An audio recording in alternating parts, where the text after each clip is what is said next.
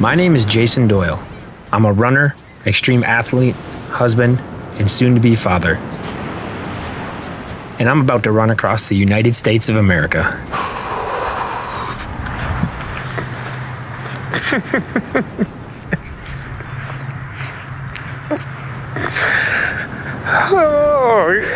I just can't believe this is here. I have to go so far that way. I've literally been thinking about this for 15 years.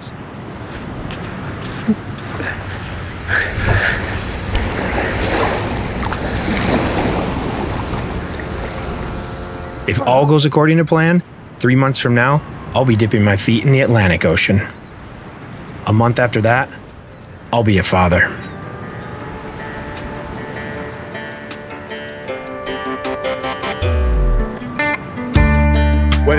What's behind you right now? What's behind me?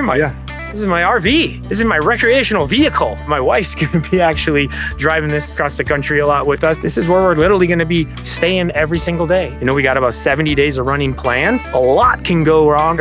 You say go wrong. A lot can change in 3,000 miles. Next few weeks is gonna be pain, nothing but pain. No, seriously, it's gonna hurt. And I'm actually a little nervous on that. So why am I doing this? I've always been an extreme athlete. From dirt biking to ice climbing to snowboarding, chasing extremes has always been who I am. It's how I've shown that I'm tough, that I'm a man. But a year ago, when I turned 40, I had an existential crisis.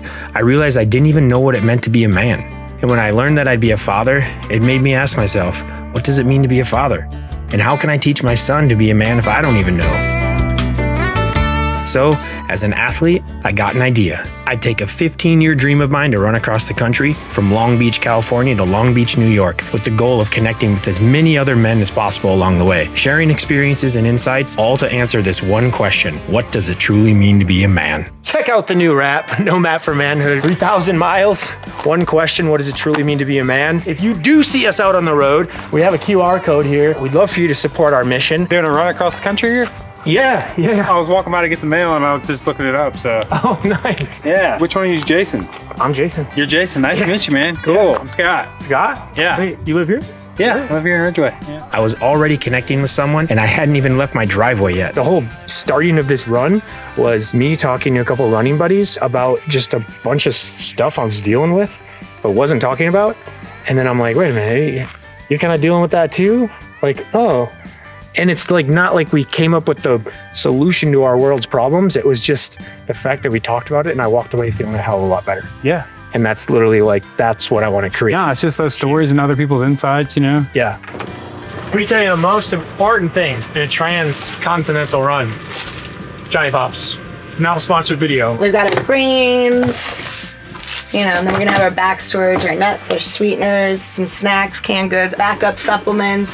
We're not going anywhere without herbs. You can't be married to an herbalist without us carrying around a bunch of bags of herbs. People are gonna be like, oh, herbs from Colorado. We don't kind of. More Johnny Pops, by the way. I'm obsessed right now.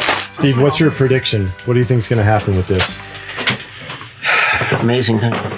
Amazing things. It's really kind of something that has to be addressed, and it's about time. And I think you're going to make a difference in a lot of lives. Lives you'll never meet, you'll never see, you'll never hear from, but you will. And then that will impact other people and other people. There's going to be a lot of people that are going to identify with this, men and women. It's not just a guy running across America. It's a fellow with his wife, with his child, and it's family running across America. Love you, Dad. Those are beautiful words, sir. Well, now make them reality. Yeah. Okay? I love you. No, I love you too. And with that, my wife and I packed up our RV, our dog, and we headed west to California. I had a few days before I started my run, so I wanted to see how many other men felt the same way that I did. This is Jonathan Zaidman. He goes by Jay-Z. He runs the Ecology Center in San Juan Capistrano. He also hosts a men's group that's been meeting every month for the last decade. He calls it Dude Hang, a place for a small group of men to meet and chat about all areas of life. I was seeking, like you, more positive, male-driven conversations. I grew up with all women, so I had very comfortable relationship to women, and I've always had very strained relationship to men. I've never really felt that comfortable in men groups. It's not my preferred setting. So a friend of mine and I started this men's group maybe 10 years ago. We just said like, all right, we'll just meet every month and set up a fire and bring some bourbon or some beers and create space. You know, just things that men don't often really have the opportunity to do, which is really just to speak and be heard. The more I listened, the more I realized men have a strong desire to have places where they can simply connect through conversation. Next, I headed up to Los Angeles and spoke with Teddy Hamstra. He works for the Joseph Campbell Foundation, studying the insight that ancient myths hold for our modern lives. He told me that I was on a classic hero's journey, which was a totally new perspective for me. It's an external adventure about inner discovery. There will be things on this journey outwardly that you'll have to grapple with, wrestle with, endurance for your body, endurance with family, all of that. But then I think there's also going to be inner seeking too, the kind of marathon within your heart and your soul. Next, I asked Teddy why we seem to have such a crisis of manhood in this country. Lack of ceremony, of ritual. Part of the hero's journey comes from these myths of rites of passage that young men and young women would both go on in their own respective ways. Having to go out on your own and slay a buffalo and fend for yourself for 60 days or, but then you came back and with that wisdom gained from privation, from suffering, from intense struggle, that you kind of became a man for others. In America, I don't know what the markers of being a man are. We have these legal distinctions, right, of when you can drive, when you can vote, buy a gun, these kind of things of, well, now I'm a man because I can go out and party with my boys. But we don't have those deeper senses of coming into yourself as a man. I wonder like if these kind of deeper vision quests, so to speak, not every 18-year-old can do what you're doing right now, but I wonder if those type of things reimagined for this modern world would lead to a kind of sense of becoming a man in a richer way. Teddy gave me a lot to think about as I prepared for my 3,000-mile journey. How can we reimagine rites of passage for manhood in our modern age? After this, my wife and I went down to Long Beach to scope out the start of the run, then headed back to the RV for our final night before the adventure begins. It's cold. Ah, Oh, hell? See my what luck. are you doing? That's not Cold plunging. cold. Do you need to stretch? No, I'm stretched. I stretched like a month ago. How are you feeling? Stop. That's as far as I can reach. I'm very overwhelmed. I really haven't gotten anything ready for the run. When you say Just anything like ready, clothes and nutrition and anything like water, just filling bottles, and just makes me feel better when everything's set.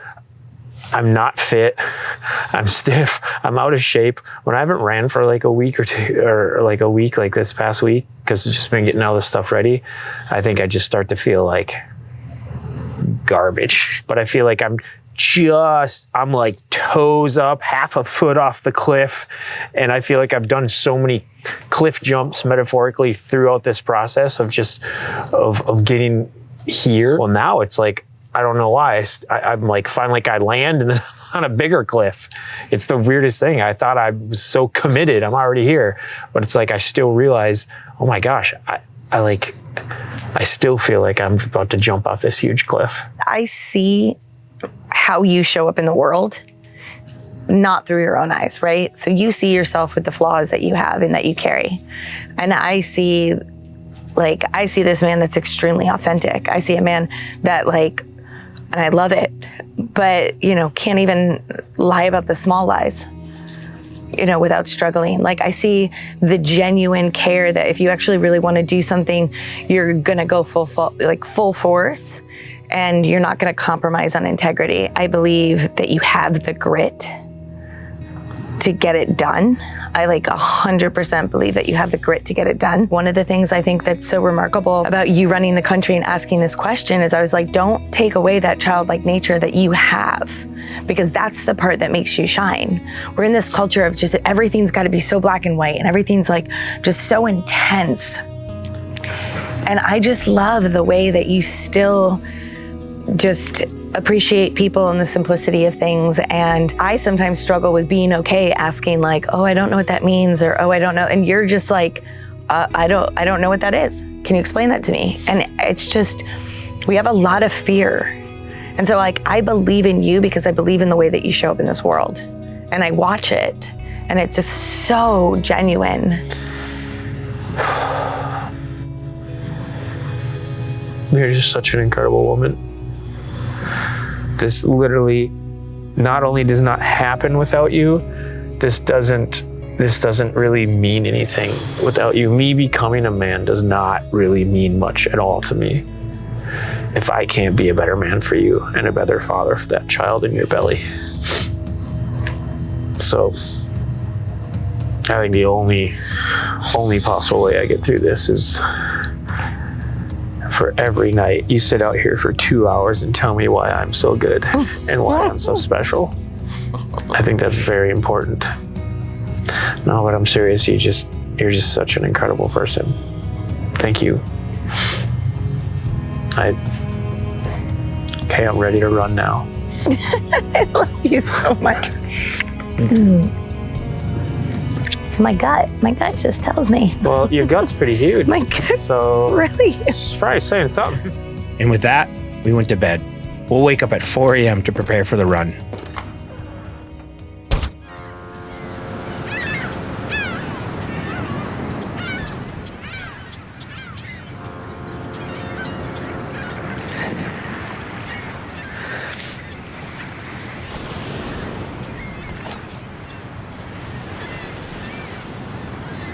I guess this is what it feels like to live a dream.